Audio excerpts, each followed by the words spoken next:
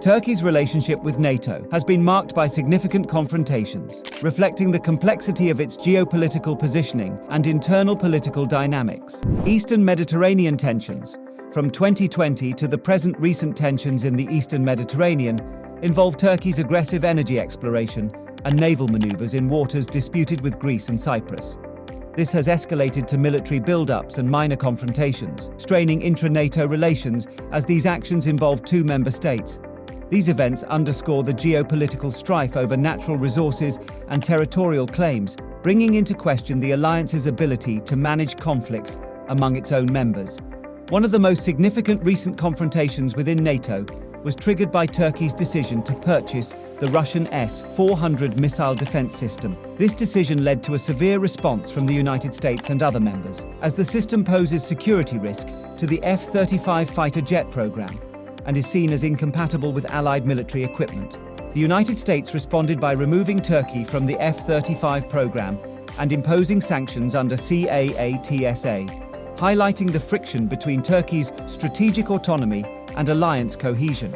Turkey's military operations against Kurdish forces in Syria, especially the YPG, which is supported by various NATO members like the United States for their role in combating ISIS, has created significant discord within the alliance. These operations have led to direct criticisms from other NATO members like France, reflecting a broader disagreement on how to manage the Syrian conflict and the role of Kurdish groups in the region. The Turkish military intervention in Cyprus in 1974 is a historical point of contention that had lasting effects on NATO dynamics. Following the intervention, Greece withdrew from the military command structure of NATO, protesting the alliance's inability to prevent the conflict or mediate effectively after the fact. This incident highlighted the difficulties NATO faces in managing disputes between its own members, especially those with deep historical and nationalistic roots. In addition to the confrontations mentioned so far, Turkey has faced further disputes with NATO regarding other issues. Rosatom, Russia's government-controlled nuclear company, is procuring equipment from China for Turkey's first nuclear facility after delays in deliveries from Siemens Energy AG in Germany threatened the timeline of the project, Turkey's energy minister reported. Turkish President Recep Tayyip Erdogan attempted to address these delays with German Chancellor Olaf Scholz, but the issue persists. Rosatom has begun sourcing from alternative suppliers to keep the $24 billion Akuyu project on track. The facility is under construction near Mersin, along the Mediterranean coast. Alparslan Bayraktar, the Turkish energy minister, acknowledged that these delays have pushed the project timeline back by months. He mentioned that Germany has not given a satisfactory reason for these delays, impacting the project's progress. Bayraktar also noted that Rosatom has placed orders for the necessary equipment from Chinese manufacturers. The delayed equipment is essential for a gas-insulated substation, which is needed to connect the plant's power output to the Turkish national grid. Despite inquiries, both China's National Energy Administration and Rosatom have not commented on these developments. While Siemens Energy has mentioned its compliance with export control laws, the collaboration between Turkey and Russia on the Akuyu nuclear power plant has raised significant concerns within NATO. This project, being developed under a build-own-operate model by Russia's Rosatom, is seen as problematic within the alliance due to its potential strategic implications and the close ties it signifies between Turkey and Russia. Further complicating the situation is Turkey's interaction with China.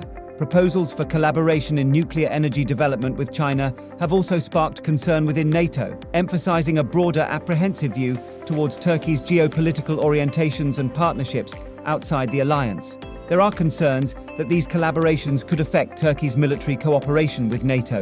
Integration of critical systems like air defense, these developments might strain Turkey's diplomatic relations with other NATO members, particularly the United States and European countries, which have traditionally viewed Russia and China as strategic competitors. In an interview with Anadolu Turkey's national news agency, Bayraktar critiqued the political nature of this issue, which he stated is devoid of international sanctions, financial issues, or legal hurdles.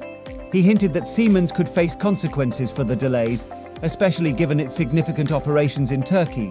Bayraktar criticized the implication that sanctioning Russia would unintentionally affect Turkey, referencing Ankara's choice to remain neutral and not participate in Western sanctions against Russia after its incursion into Ukraine. Bayraktar dismissed suggestions that the Siemens equipment might be rerouted to Russia, or that the Akuyu project's earnings would support Russian military actions. He assured that measures are in place to ensure the equipment is used exclusively in Turkey, and pointed out that the facility is not expected to turn a profit for 15 to 20 years, thus debunking claims of funding Russian military efforts. The Akuyu plant, set to house 4 Russian Viva 1,200 reactors, aims to contribute approximately 10% of Turkey's electricity, lessening the nation's reliance on imported energy. The project, valued at about $20 billion and representing the largest single-site investment in Turkey's history, began in 2018. The plan includes launching one of the 4 reactors annually starting in 2025, with all becoming operational by 2028. This strategic development aims to bolster Turkey's energy independence and align with its goal to achieve carbon neutrality by 2053. The project has generated thousands of jobs, with approximately 80% being Turkish nationals, alongside educational initiatives training Turkish engineers in Russia, Turkey and China. Group, amid stalled EU accession talks and punitive measures from the EU related to Mediterranean energy exploration. Despite potential tensions, trade between Turkey and Russia flourished in 2023, reaching over $65 billion, driven by robust energy ties and strategic economic collaborations. Both nations have been reducing their dependency on the US dollar in trade, notably in energy transactions. This financial strategy aims to mitigate the impacts of international sanctions and stabilize currency exchange rates. That's all for this video. Thank you for watching this video. Please consider expressing your support by liking it and subscribing to stay connected with our Tress Economy community.